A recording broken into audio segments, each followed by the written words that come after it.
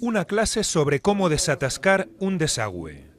Estas aprendices de fontaneras forman parte del creciente número de mujeres del tradicional Tayikistán que están formándose en un oficio y llenando el hueco dejado por los cientos de miles de hombres que han emigrado en busca de trabajo.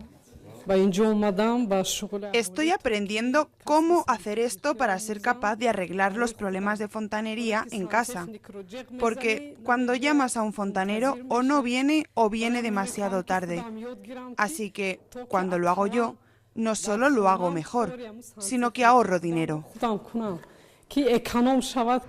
Al menos 860.000 tayikos, la mayoría hombres, viven en Rusia, con muchas familias en casa dependiendo de sus remesas.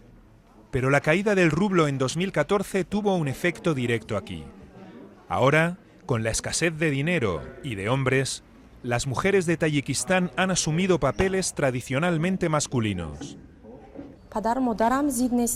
Mis padres no están contra mi decisión de hacer un trabajo de hombres. No sé lo que piensan mis amigos y vecinos, pero la verdad no me importa su opinión, porque he elegido una ocupación que me gusta.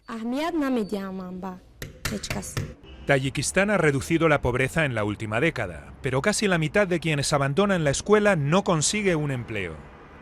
Quizá corresponda a las mujeres arreglar ese problema.